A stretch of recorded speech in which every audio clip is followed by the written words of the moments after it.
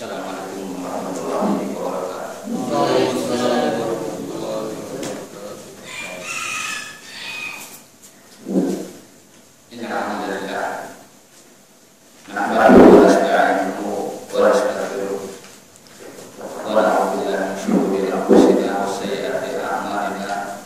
May yahdihillahu fala mudilla lahu wa man yudlil fala hadiya lahu.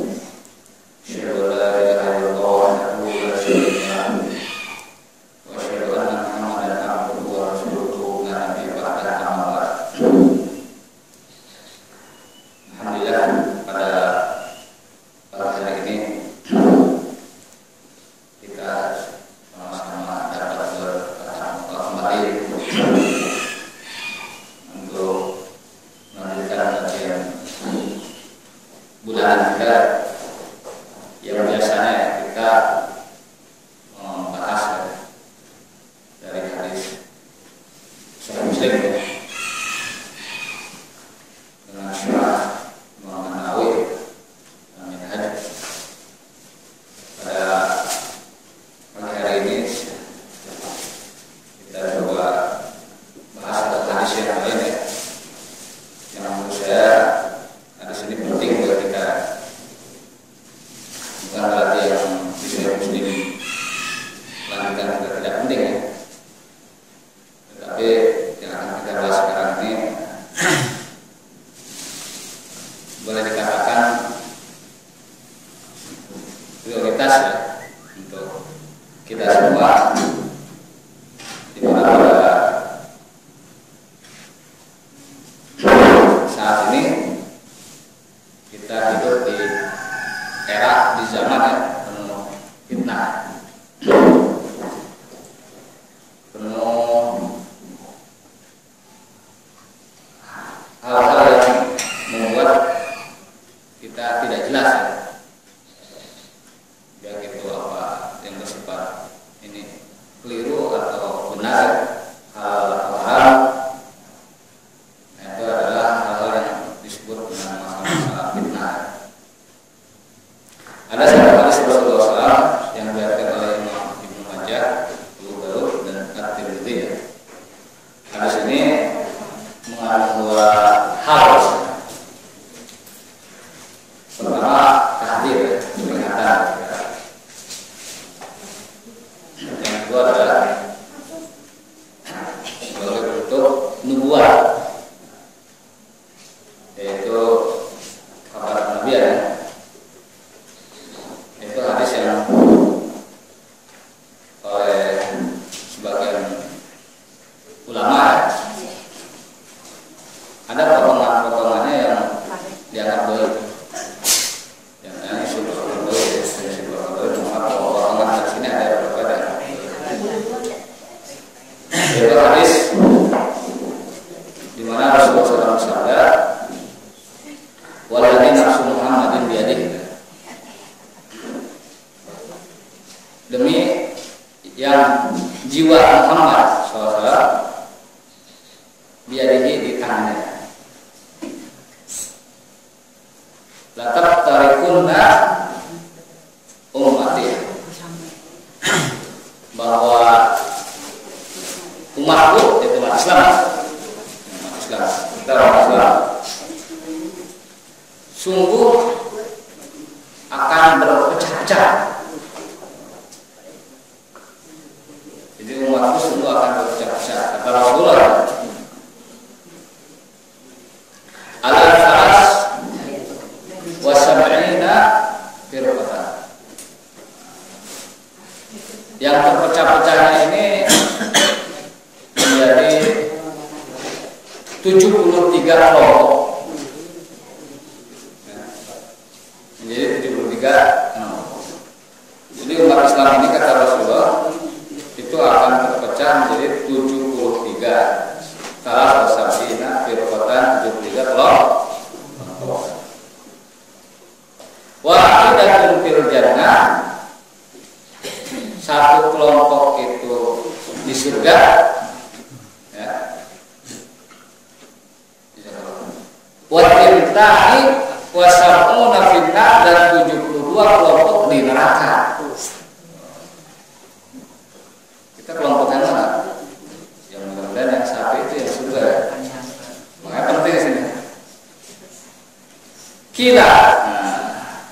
ditanyakan,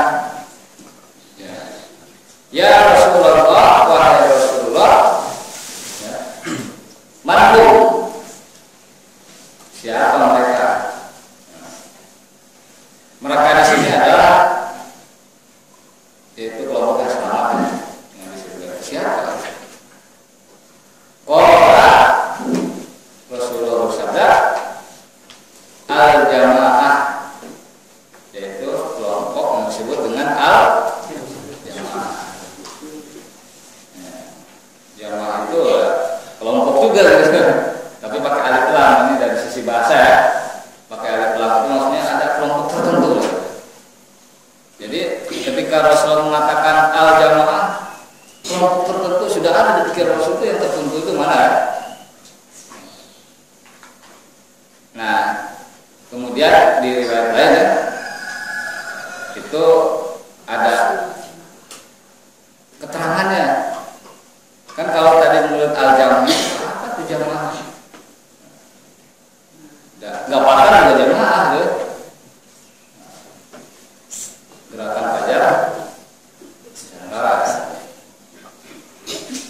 Nah, maka dari riwayat lain, nah ini potongan hadis yang mengatakan satu di surga, kelompok dari umat Muhammad itu ya, 72 di neraka. Ini yang diberikan oleh Syekh Syukal ini.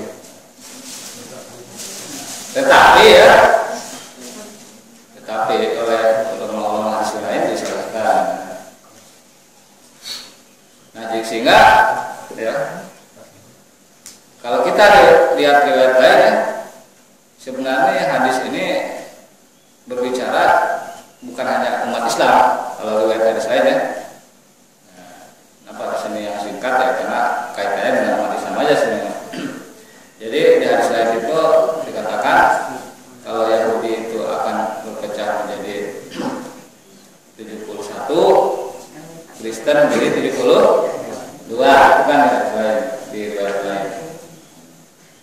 Tapi yang paling banyak siapa? Umat Islam 73 ya. Nah, ini apa bonus atau apa bukan ya, 73 ya. Nah, jadi ketika disebut mampu, siapa mereka? Jadi para sahabat juga ingin nanya ya. Al-jamaah, ya kelompok kan. Ya kalau saya bayangkan ketika Rasulullah menyebut al-jamaah itu berarti kan pasti ya kelompok itu sahabat ya Rasulullah dengan siapa yang ada di situ ya jamaah. Itu ketika jawab itu pasti begitu kan. Nggak mungkin lah yang disebut kelompok itu bukan Rasulullah dengan sahabat yang ketika itu Rasulullah berbicara masalah haji ini ya nggak mungkin. Itu sangat nggak mungkin ya. Nah, maka di hadis lain yang diriwayatkan mengatakan siapa mereka? Kata Rasulullah dengan berbagai relasi yang berbeda-beda, tapi saya ambil satu saja. Ma ana alaihi al-yaum. Nah, makanya dijelaskan di sini yang disebut yang selamat ya, kelompok yang semangat yang selamat ya, selamat dan ada di surga ini ya. Ma ana alaihi al-yaum, yaitu yang aku berada di atasnya al-yaum saat ini nih. Ketika Rasulullah ngomong. Jadi ya itu ya kelompok Rasulullah ya ketika itu Rasulullah ngomong. Wal ashab dan para sahabat. Jadi kan setelah Rasulullah wafat, para sahabat murtad enggak ya, jadi ya itu yang terutama kelompok Rasulullah. Nah ini hadis ini ya saya sudah sebutkan di awal. Pertama ini adalah sifatnya informatif ya, yang sifatnya tanab buat ya, yaitu kabar kenabian ya. Jadi kemudian yang kedua adalah tahdzir, peringatan bagi kita ya.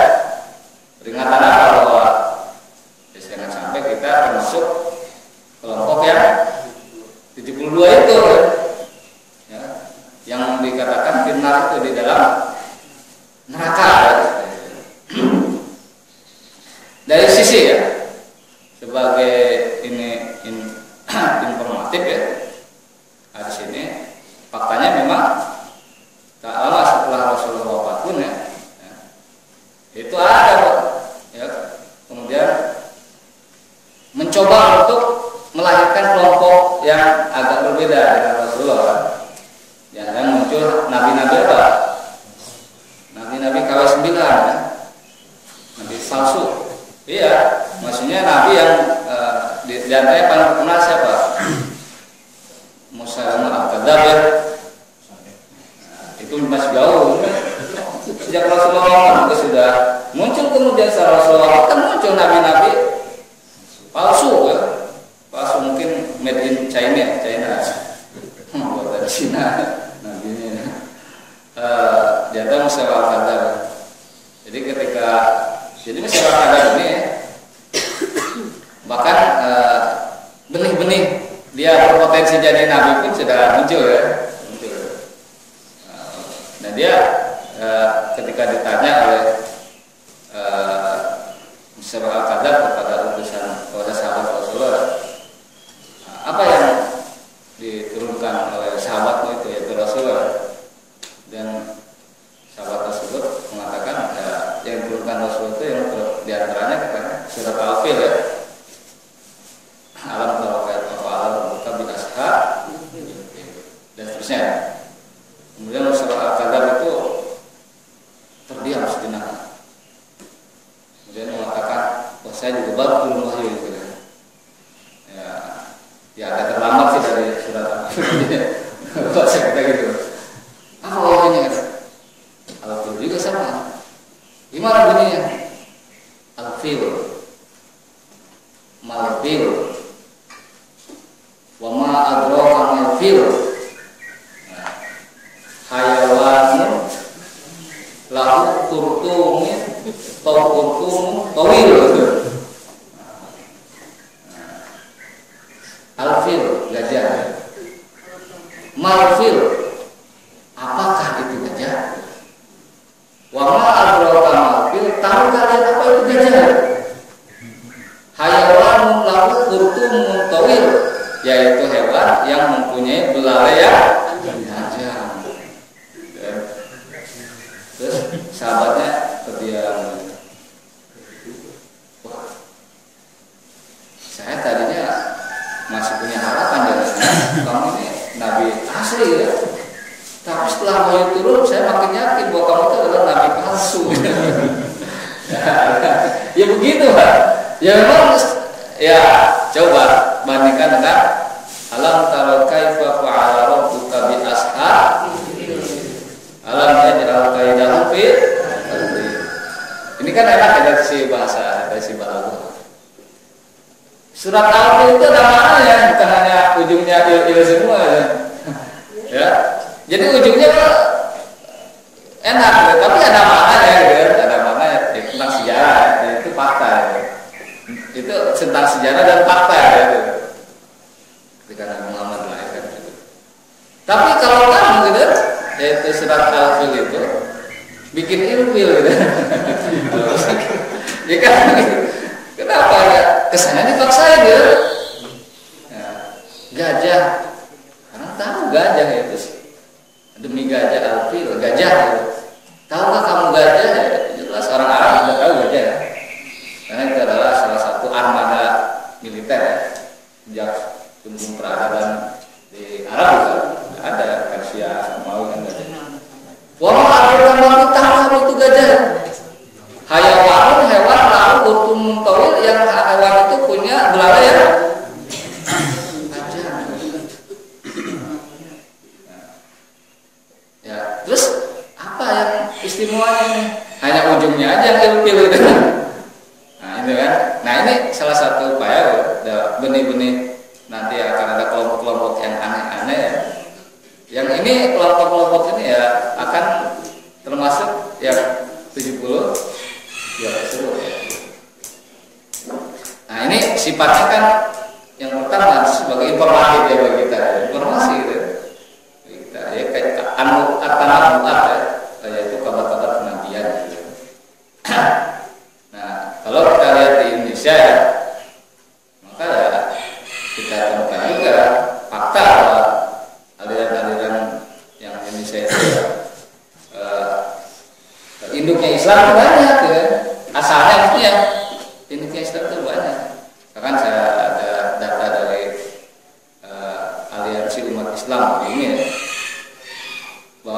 tahun 80-an ya, itu sudah mulai muncul tuh aliran aneh-aneh di Indonesia ya. Nah, sampai tahun 2006 ini dihitung-hitung katanya 2006, sekarang 2016, berarti berapa tahun yang lama? Data ini tidak diupdate ya, udah lama. Itu sampai 2006 aja katanya ada yang induknya asalnya yang dihubungkan dengan Islam itu aliran itu ada sampai 250 di Indonesia itu. Di Indonesia 250 aliran kan banyak juga.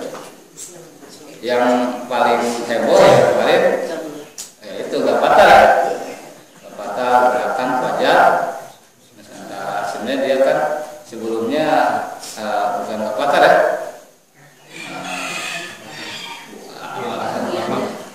Ya Al-Qiyadah, yang paling awal Al-Qiyadah Al-Islamiyah ya. Gitu. Kemudian dia dilarang, kemudian ada lagi aliran baru ya, namanya lain lagi, macam-macam lah. Saya nggak tahu dari setelah Al-Qiyadah Islamiyah itu ada satu lagi ya. Itu Milah Ibrahim apa namanya? Milah Abraham, itu singkatannya apa sih?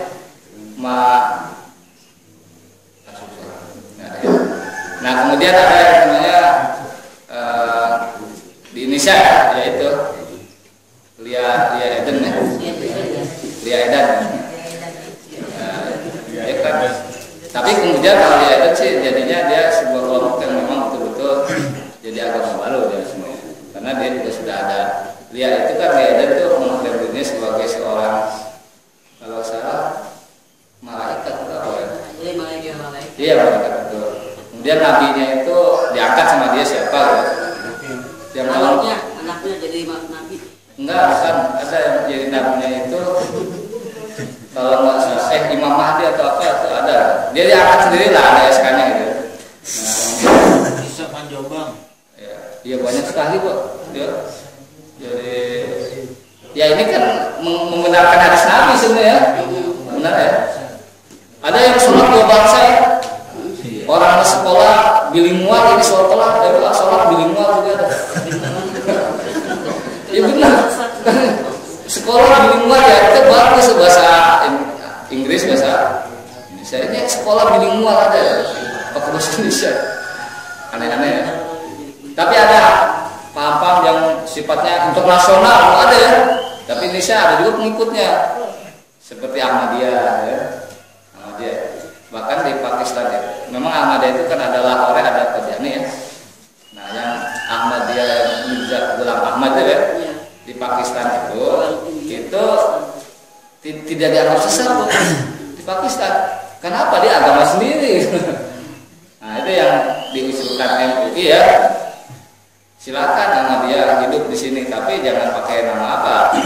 Islam Ahmadiyah, namanya agama Ahmadiyah. Kalau di Pakistan namanya agama Ahmadiyah, tempat sholatnya bukan masjid, kuil namanya. Itu di Pakistan. Nah, di Indonesia juga bisa hidup, bisa silakan aja. Agamanya apa? Ahmadiyah. Jumatannya kan di kuil gitu. Nah, itu yang ini apa yang global. Kemudian juga ada yang di Indonesia ya, ada yang namanya global juga kayaknya di global juga ada ingkar sunnah ya. Jadi intinya gini, jadi ini pangkal sekarang banyak aliran-aliran itu ya, yang aneh-aneh ya, yang keluar dari arus utama al-jamaah ini banyak gitu kan, banyak sekali. Ada berapa tadi? Indonesia itu 50. Tapi kan nanti kita nanya ya, katanya 72, 73. Di sini di Indonesia aja udah berapa? 200-an ya. Ini gimana tafsirnya? Nah, ini yang menjadikan kesulitan sendiri dalam para ahli ini ya, pensyarah hadis ini. Kan tadi hadis 73. Tapi faktanya lebih ya. Sejak zaman Rasulullah yang kemudian sebagai bagian dari kelompok Islam ini itu sudah banyak ya. Banyak sekali, lebih daripada 70 kalau dihitung itu ya. Nah, ini maka kemudian di antara para ulama ya mencoba menafsirkan bahwa yang dimaksud dengan 73 itu bukan menunjukkan angka seperti itu, bukan. Itu adalah menunjukkan akan banyak nanti aliran-aliran yang sesat ya. Itu yang memang itu asalnya dari agama Islam. Ada juga yang mengatakan ya mungkin kalau dikelompokkan ya dari berbagai aliran tersebut bisa secara garis besar 73 juga ada. Cuma itu memerlukan sebuah penelitian tentunya, berat juga kan. Berat juga bagi kita. Tapi yang penting di sini ya, itu sebagai bentuk informatif ya. Ini adalah yang kedua, yaitu peringatan bagi kita, itu yang penting gitu, tahdirnya gitu. Kenapa? Ya kita berusaha agar tidak termasuk yang 72. Walaupun di hadis ini memang begini ya. Wahidatul fil jannah wa sintani wa sab'una finnar, satu di surga dan 72 di neraka. Pertanyaannya, ini di surga dan di neraka itu adalah ketika apakah mereka itu pas ketika dihisabnya, atau yang kedua ini kekal ya, ujungnya ya kekal. Ya kalau lihat di sini memang tidak jelas juga ya. Lihat di sini tidak jelas juga. Apakah yang 72 itu kemudian pada tahapan pertamanya ke neraka dulu, tapi kemudian, nah itu kan bisa juga. Ada aliran-aliran yang memang ya menyimpangnya mungkin karena begini, seseorang itu ya, dia bisa terjerumus ke aliran yang sesat ya. Itu ada banyak sebab gitu. Yang pertama tidak tahu. Banyak kan yang tidak tahu. Ini kayaknya bagus nih pengajian kan. Ibu-ibu saya ikut gitu. Wah bagus. Tapi kok karena ada yang aneh gitu. Dan dia tidak tahu, dia tidak mengetahui kan. Nah yang begini kira-kira dosa atau enggak? Kan beda dengan orang yang tahu ya. Nah itu di antara sebab. Ada yang kedua, dia mungkin tahu tapi keliru. Seperti Gapata itu katanya banyaknya para juga orang-orang yang memang punya semangat belajar agama Islam kuat ya, tapi salah ya. Nah ini juga apakah dia kekal neraka yang begini-begini ya. Yang ketiga nih yang parah, dia tahu salah tapi mau ikutan. Kenapa? Misalkan kayaknya ini lebih ringan daripada Islam bener ya. Ya, kalau nggak patah kan nggak usah ada jumatan. Ya. Misalkan nggak usah ya, kalau nggak salah nggak wajib puasa juga ya. Nah itu yang begini bahaya nih, begini nanti. Udah tahu salah tapi ikutkan beda kan? Yang pertama tidak tahu, yang kedua memang dia karena pengetahuan dia kemudian dia masuk dan tahu bahwa seperti itulah aliran itu dia masuk tapi itu keliru gitu. Yang ketiga ya itu ya, yang memang tahu tapi dia ikut juga, tahu itu nggak beda ya, salah ya, ikut juga. Nah jadi yang dimaksud di sini apakah pas di awalnya saja atau kekal itu kan jadi masalah. Jadi ya pada hakikatnya kita berusaha saja ya, tidak termasuk yang 72 itu seperti itu. Nah itu yang pentingnya itu sebagai bentuk tahdir peringatan bagi kita. Nah makanya di sini walaupun ya para sahabat itu hidup dengan sejaman Rasulullah, mereka juga khawatir termasuk 72 kan masalahnya. Makanya nanya kan, mana siapa yang 72 itu ya Rasulullah? Maka di sini kita akan lihat kata-kata al-jamaah, yaitu jamaah. Jadi kalau ditanya ya, istilah ahlu sunnah wal jamaah di zaman Rasulullah dari hadis Rasulullah itu belum ada. Ini catatan ya. Jadi kalau tanya kapan kok istilah ahlu sunnah wal jamaah, kita ahlu sunnah wal jamaah, enggak. Zaman Rasulullah nggak ada yang sebut ahlu sunnah wal jamaah. Rasulullah hanya nyebut apa? Al jamaah saja. Ada juga hadis fa'alaikum bisunnati wa sunnati khulafa ar-rasyidin. Ada juga hadis lan tadillu in tamassaktum bihima, Bismillah, kalian tidak akan sesat kalau berpegang kepada dua hal, yaitu Al-Quran dan Sunnah. Ada juga begitu.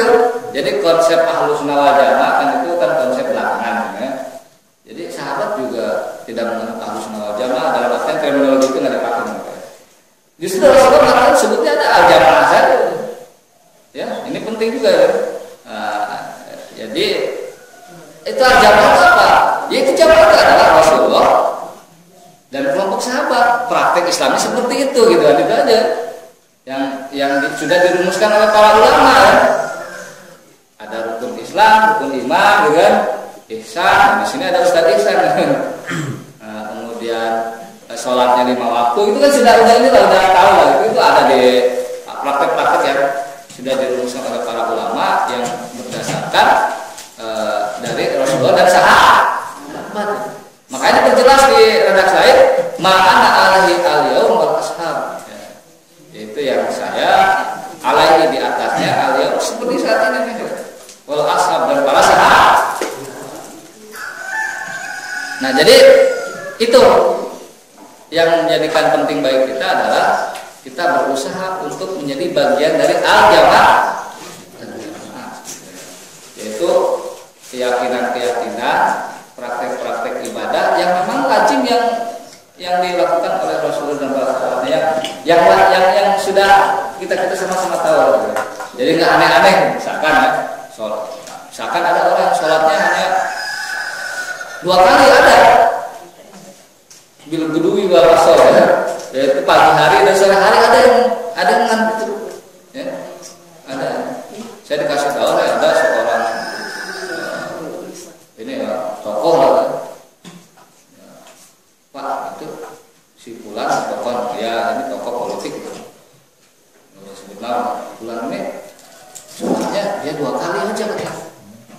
Oh begitu? Iya katanya, kayak tadi Al-Quran sholat itu hanya diperintahkan ketika pagi hari dan petang hari ya. Berarti kalau kita senang dia tidak perlu hadis yang begitu kan. Ada, entah ada memang nanti itu atau karena malas ya. Kita nggak tahu. Kadang-kadang ada orang yang kadang puasa menganut ini bukan karena memang keyakinan itu, tapi karena memang malas saja ya. Ini malas ini memang bahaya juga.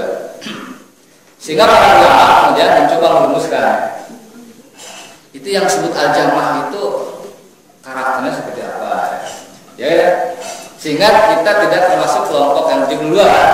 Nah, itu seperti apa?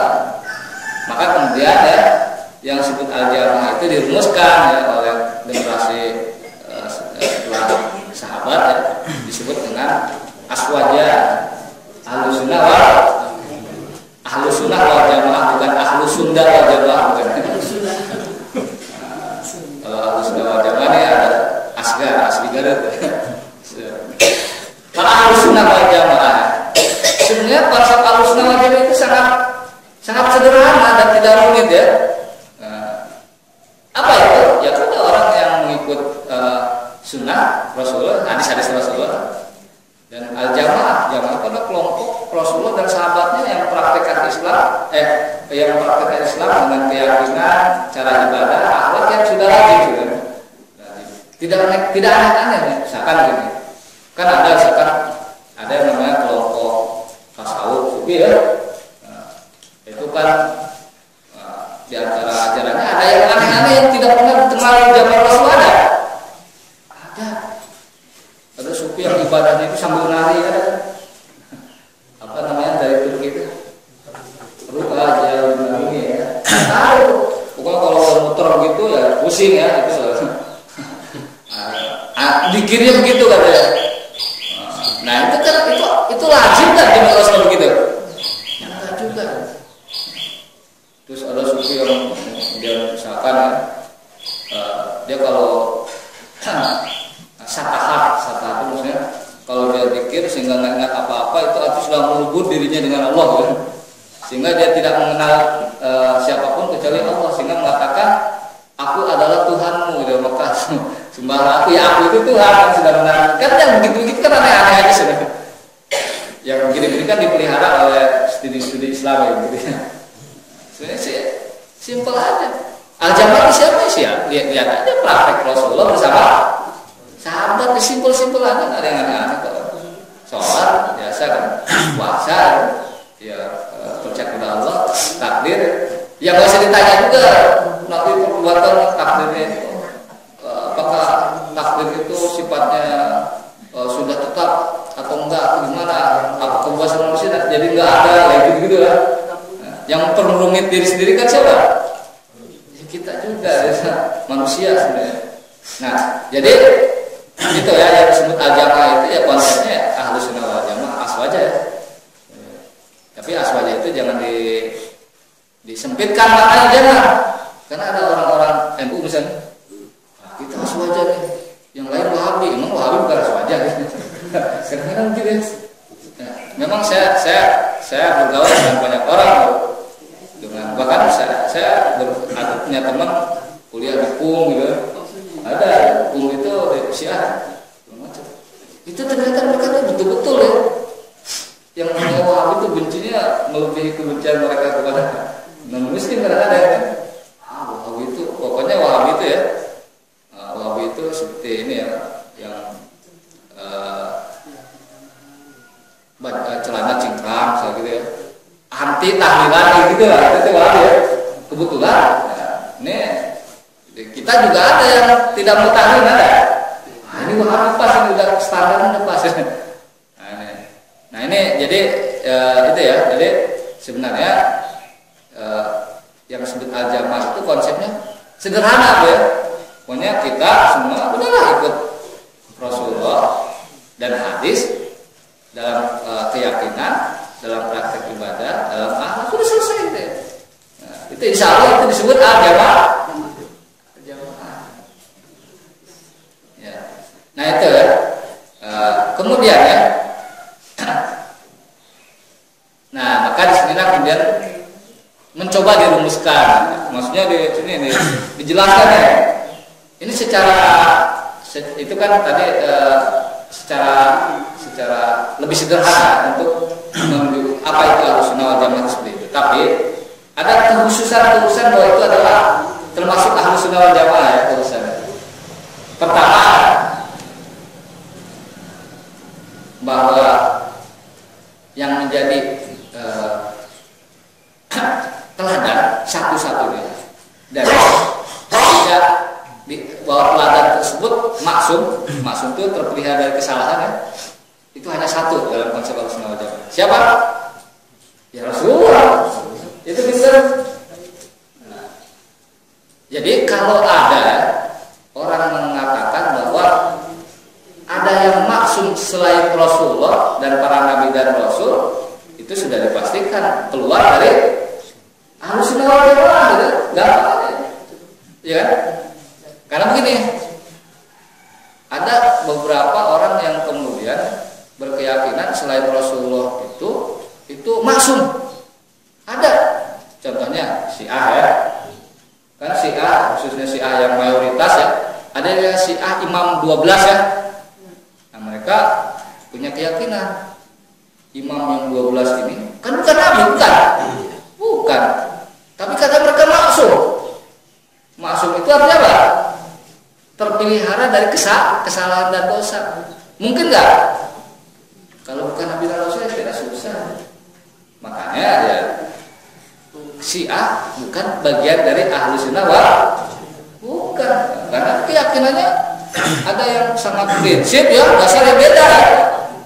Termasuk nanti kalau ada aliran di Indonesia, misalkan pendirinya itu adalah Ahmad Mursadek ya. Nah, Ahmad Mursadek itu orang Tanah Baru nih. Nah. Orang Kebayoran Pak aslinya. Oh, ya. Jangan kotorin. Masalahnya kenal saya. Oh, gitu. Kebayoran dia orang Kebayoran. Kalau saya nggak tahu ya, pengikutnya menganggap dia maksum atau tidak. Mengerti saya juga. Nah, alhamdulillah kalau menurut itu. Akadnya nggak bergaul dengan dia itu. Jadi kalau menganggap bahwa dia Eden itu tidak bersalah, terpilih dari kewakilannya, ini jelas dia keluar dari Ahlussunnah wal. Tapi ada yang begini nih, ada. Misalkan orang yang sangat mengkultuskan kiai ya, disebut wali lah tuh. Sampai dia berkeyakinan begini, wali semua itu adalah maksum, kok pernah salah. Ya itu juga salah itu. Kita jangan nyalahin walinya juga, karena mungkin wali juga tidak mengatakan bahwa saya maksum, tidak juga. Ya itu ini aja Pak, menempatkan seseorang pengikutnya di tempat yang berlebih. Jadi ciri khasnya gitu, kalau ada suatu keyakinan yang menempatkan seseorang jadikan teladan dan itu orang itu maksum, itu pasti bukan Ahlussunnah wal Jamaah.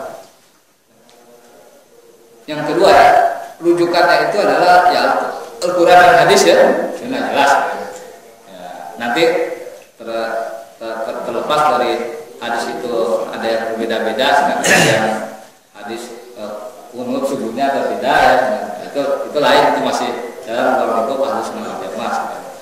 Jadi model ini ya imam madhab yang 4 ya, itu semua Ahlussunnah wal Jamaah, walaupun berbeda dalam banyak hal, dalam cara ibadahnya ya, berbeda dalam hal-hal yang sifatnya boleh ya, sebenarnya. Jadi rujukannya Al-Quran dan hadis. Nah kalau rujukannya Quran saja, hadis tidak, ingkar sunnah, tidak juga Ahlussunnah wal Jamaah. Nah, tidak juga. Kalau rujukannya misalkan selain Al-Quran dan Sunnah itu ada juga, misalkan rujukan utamanya dari semua agama, Kristen ada, Hindu ada, Konghucu, Konghuan semua datang sudah. Maksudnya aliran itu dia polos. Kan ada yang namanya campuran dari berbagai agama.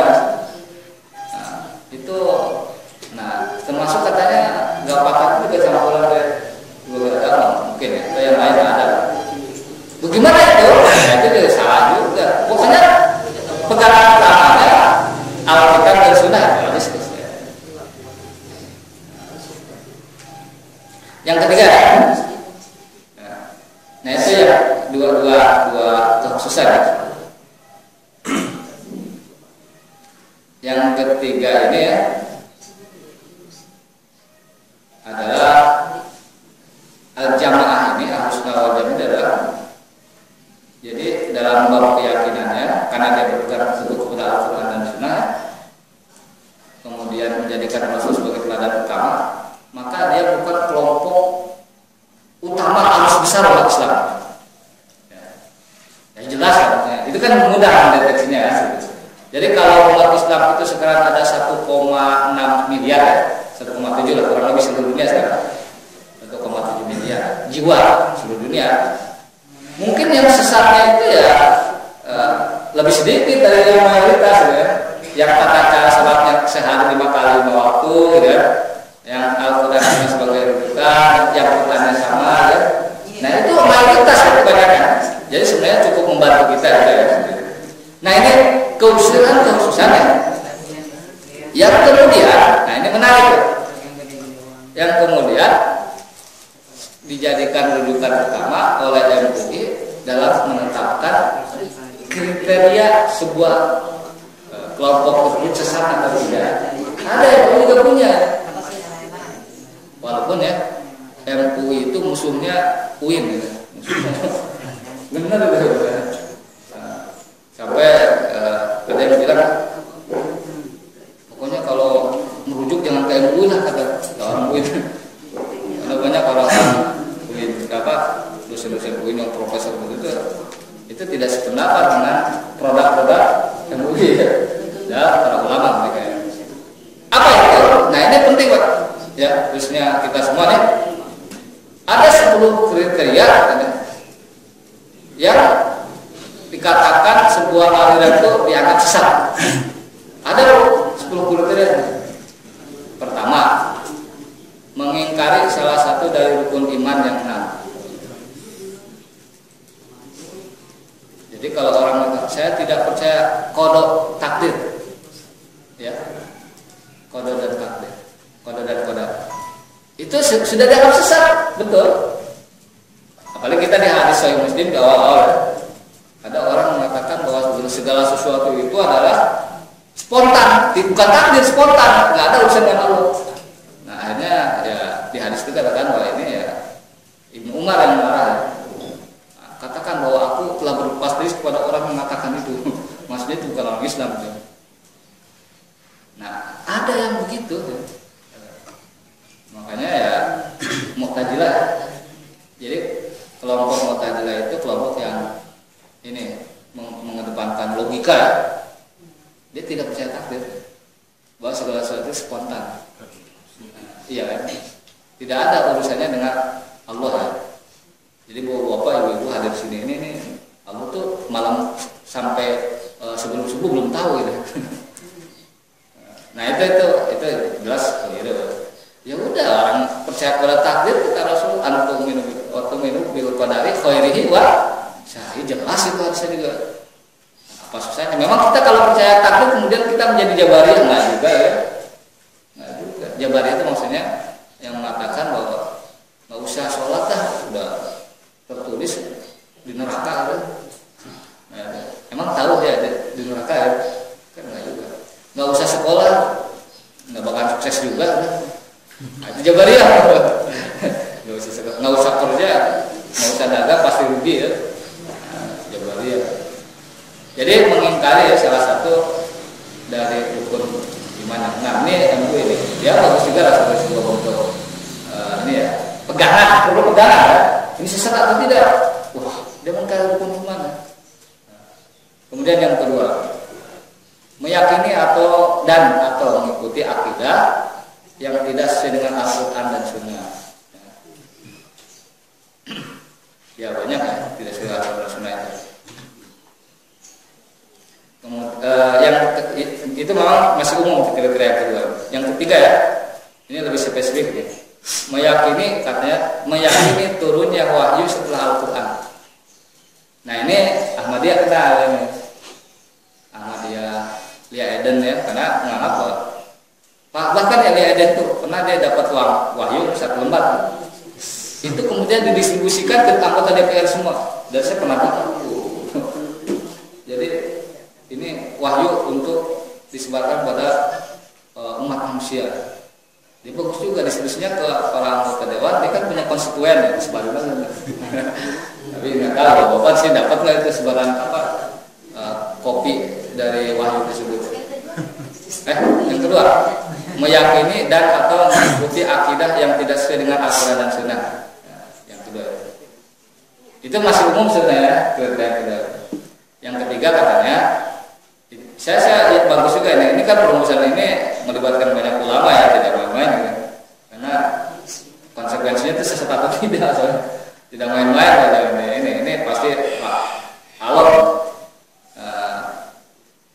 Yang ketiga, meyakini turunnya wahyu setelah Al-Quran. Ahmad Musadik sesat karena dia mengatakan dapat wahyu di mana? Di Gunung Bundar. Iya kan ya, dapat wahyu di Gunung Bundar. Wahyunya pakai bahasa Indonesia, mungkin lah bahasa Arab dia nggak bisa bahasa Arab kan? Katanya wahyu yang pertama adalah bacalah situasi dan kondisimu ya. Itu katanya wahyu. Yang keempat, mengingkari keaslian dan kebenaran Al-Quran. Wah jelas ini orang-orang liberal, nah semua kalau begitu semua ya. Makanya ya paham ini ya liberal, Islam liberal atau Islam pluralisme ya. pluralisme ya. Itu orang yang sesat. Karena pluralisme itu kan semua agama benar, semua agama benar. Nanti jadi di surga itu ada romo, ada biksu. Ya. Iya, maksudnya kalau Islam liberal begitu. Iya campur, kayak gado-gado gitu. Jadi ada nanti di surga itu ternyata udah nongkrong romo lagi ngobrol sama biksu. Kiainya belakangan, kata-kata begitu kan, itu kan, ya, jadi ya itu,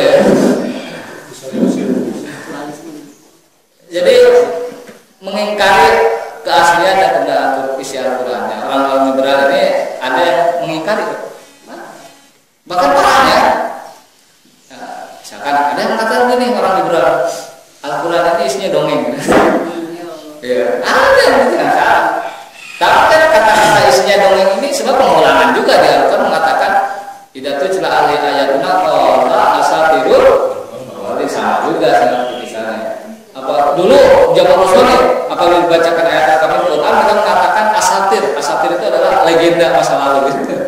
dongeng maksudnya.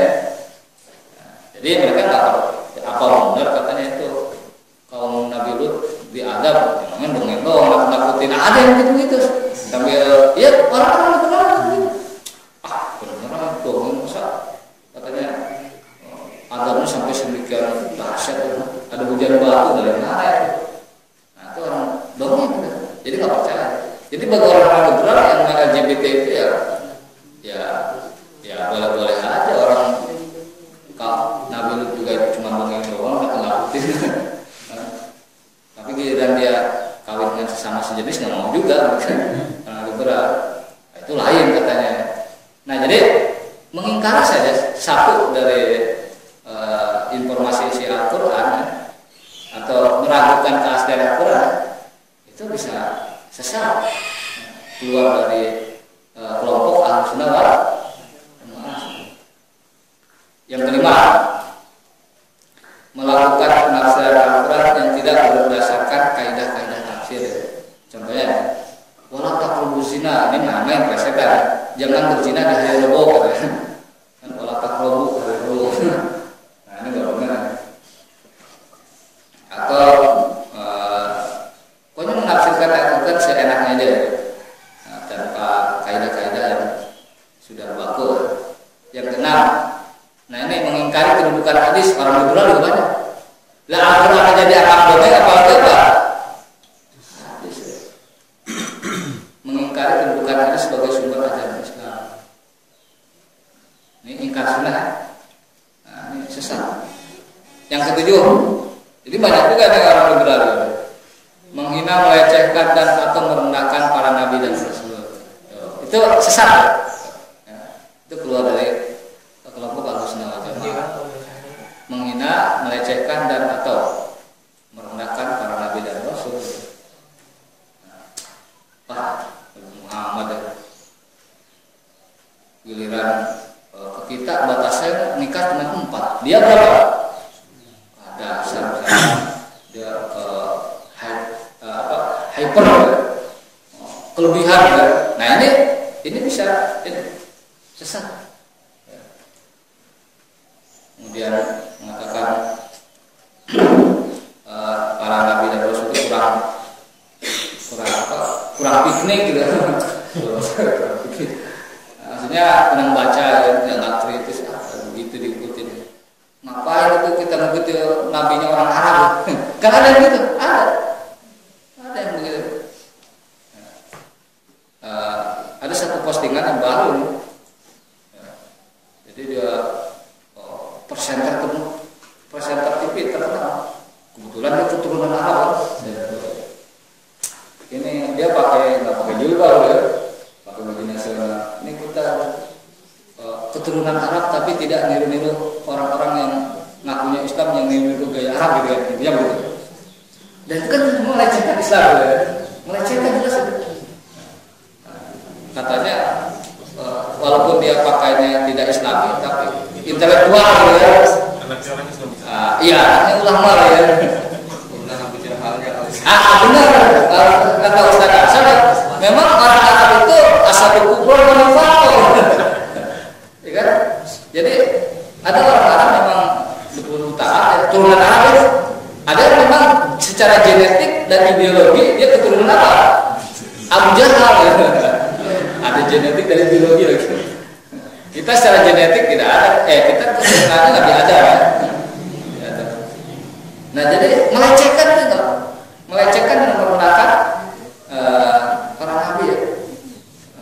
Ya seperti itu ya. Misalkan para nabi jenggotan kayak kambing aja gitu. Ya. Kemudian yang kedelapan,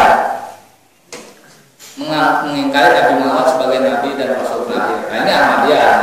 Satu karena dia mengatakan Mirza itu sebagai. Yang kesembilan, mengubah, menambah dan atau mengurangi pokok-pokok ibadah. Mengubah, menambah dan atau mengurangi ya. Misalkan kalau mengubah sholatnya hanya dua waktu saja sore dan pagi hari. Atau menambah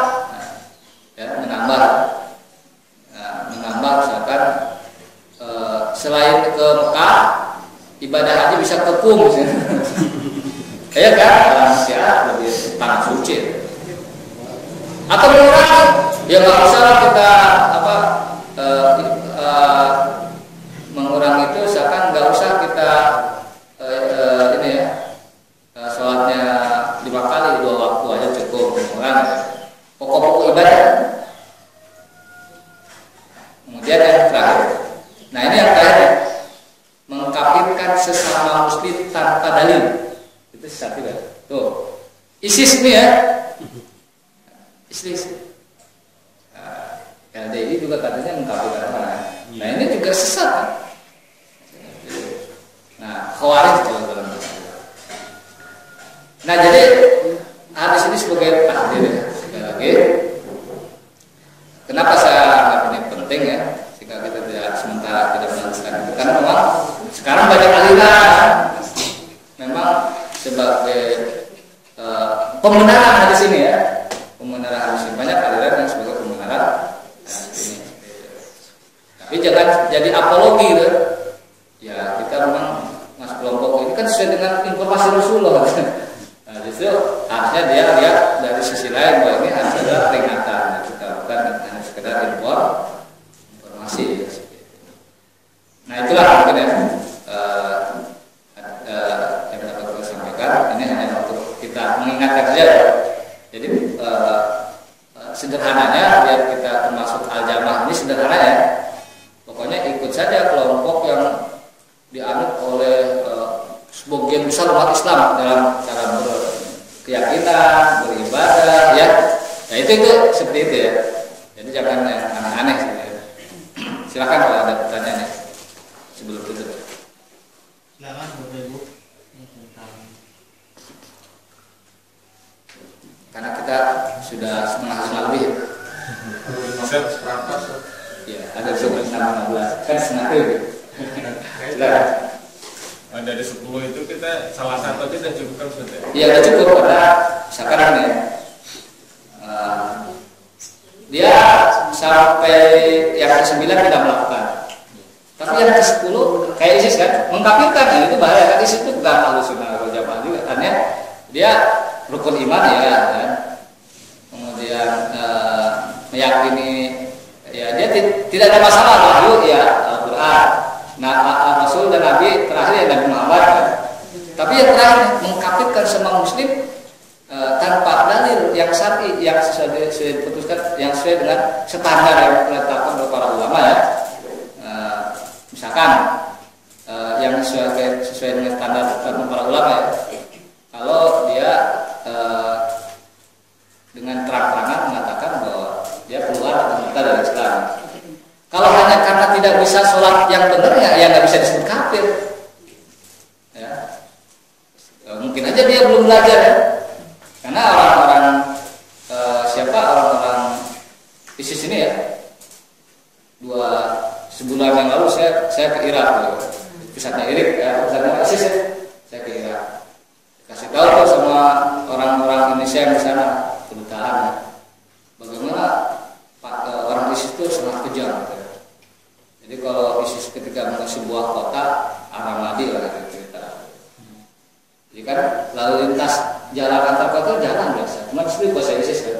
Diperiksa saya tuh yang bawa mobil tuh, bos truk periksa sama orang ISIS.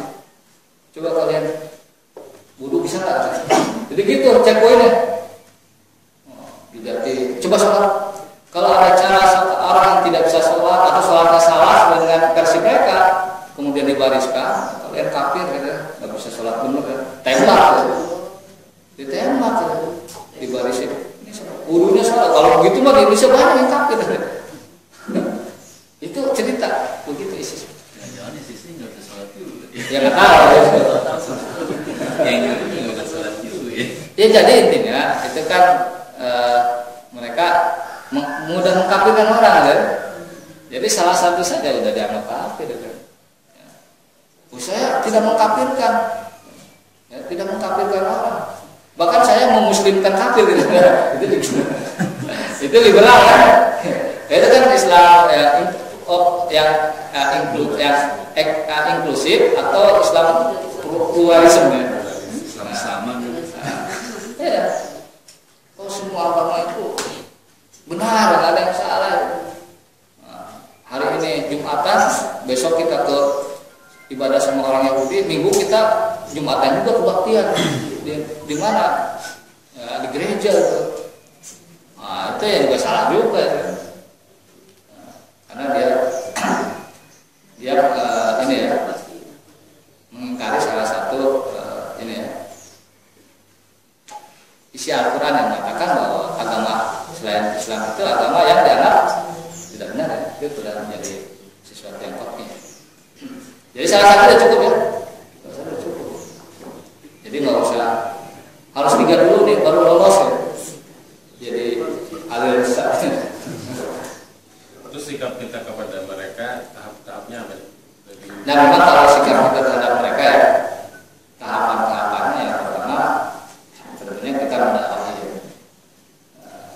mendakwahi dalam arti pertama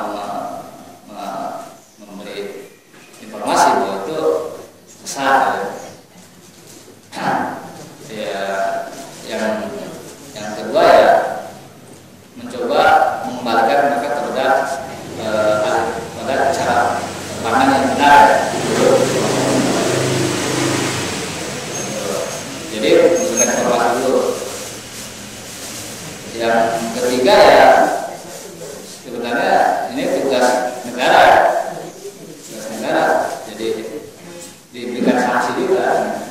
Sanksi karena apa yang diberikan sanksi ya?